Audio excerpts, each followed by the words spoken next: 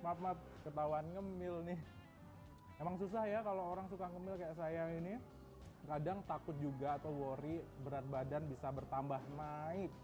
Kadang pengen diet juga. Nah, ngomongin soal diet, ada sebagian orang yang memilih diet tanpa nasi alias memutus hubungan dengan karbohidrat jenis ini.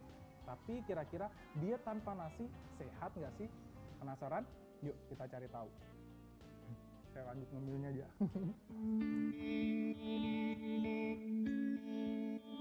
Diet tanpa nasi menjadi salah satu pilihan diet ketogenik yang mungkin sebagian orang sudah tak asing lagi. Program diet ketogenik diterapkan dengan mengurangi konsumsi karbohidrat.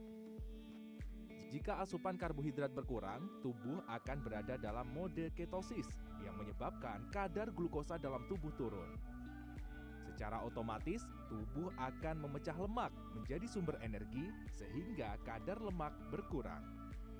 Saya menemui Reza Pratama, seorang personal trainer yang sudah setahun menerapkan diet tanpa nasi. Ia merasakan manfaat pola diet ini membantu defisit kalori sehingga mempercepat proses pembakaran lemak dalam tubuhnya. Kalau misalnya kita ngomong soal nasi ya, itu kan lebih kepada karbohidrat ya. Karbohidrat adalah sumber tenaga kita. Jadi kalau misalkan kita cutting nasi atau cutting karbo, otomatis badan kita terasanya lebih lemas. Tapi dengan lambat laun, kita bisa menjalankan diet tanpa nasi, itu bakal bisa terbiasa juga badannya. Bakal lebih bagus juga untuk lebih cepat untuk pembakaran kalorinya kalau misalnya kita melakukan diet tanpa nasi. Untuk memenuhi kebutuhan karbohidrat, Reza memilih mengkonsumsi salad sayur dan buah. Dan melengkapi metode diet ini, ia juga menjalankan pola olahraga dengan metode interval training, yakni gerakan olahraga dengan intensitas waktu tinggi disusul dengan intensitas waktu rendah. Gerakan apa atau olahraga apa yang cocok pada saat kita melakukan diet nasi itu lebih kepada gerakan-gerakan yang bukan gerakan atau program strength training. Karena apa? Kalau gerakan strength training itu lebih lebih membutuhkan banyak tenaga ya. Pastinya karena kita lemas, kita nggak bisa ngangkat berat. Jadi yang disarankan lebih kepada olahraga yang high intensity training atau lebih ke functional training atau interval training. Jadi olahraga yang tidak membutuhkan beban berat. Namun, di sisi lain, diet ini memiliki resiko bagi kesehatan. Dilansir dari cnnindonesia.com, kondisi tubuh yang kekurangan karbohidrat dapat membuat seseorang mudah lelah, sulit berkonsentrasi, berkeringat, menggigil, dan bau mulut. Dalam kondisi ekstrim, tanpa karbohidrat sama sekali, bahkan bisa berdampak tidak sadarkan diri atau koma. Menghindari resiko ini, salah satu pegiat olahraga, Mendy Santoso, tetap memilih makan nasi. Namun, mengganti nasi putih menjadi nasi merah dengan porsi yang terukur. Kalau dia tanpa nasi kayak sama sekali itu nggak pernah, tapi kalau sehari-hari emang makan nasinya cuma dikit sih, paling cuma segini, terus proteinnya lebih banyak. Terus kalau makan nasi pun nasinya biasanya aku pilih yang nasi merah atau enggak nasi yang fibernya tinggi. Nasi putih bagi masyarakat Indonesia menjadi santapan wajib bersama lauk pauk pilihan sesuai selera. Bahkan banyak yang merasa belum makan jika tidak mengkonsumsi nasi. Dilansir dari hellosehat.com, dalam 100 gram beras putih mengandung 358 kilokalori. Sedangkan apabila nasi merah, maka memiliki kalori 360 kilokalori. Sedangkan untuk karbo jenis lain seperti jagung rebus 100 gram mengandung 96 kalori dan kentang 100 gram 87 kalori. Ahli gizi Ati Nirwanawati mengungkapkan, menjalankan diet tanpa nasi sebenarnya tidak masalah.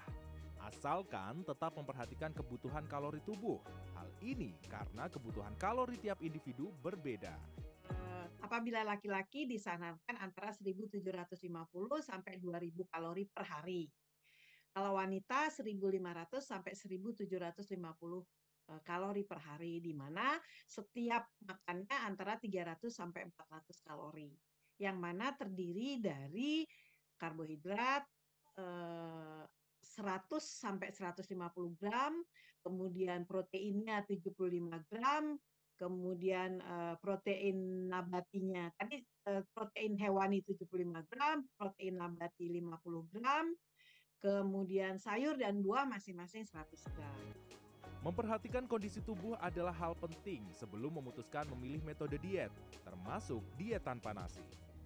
Dan bagi Anda yang akan menjalankan diet, ada beberapa tips nih yang bisa Anda ikuti.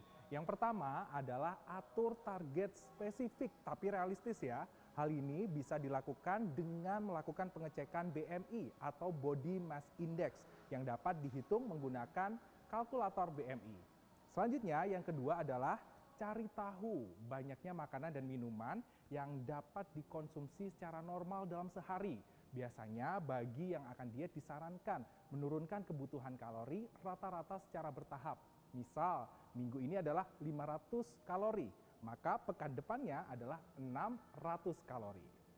Selanjutnya, yang ketiga adalah cari tahu aktivitas fisik yang sesuai dengan aktivitas sehari-hari.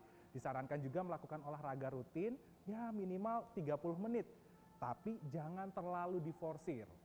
Dan yang keempat atau yang terakhir, Anda bisa juga melakukan konsultasi ke dokter ataupun juga ahli gizi agar mengetahui pola makan atau pola diet dan juga pola latihan yang efektif untuk menjalankan diet Anda. Jadi, pada dasarnya apapun jenis diet yang diterapkan harus tetap terukur agar tidak berdampak buruk bagi kesehatan. Freddy Cahya, Urip Handoyo, Jakarta.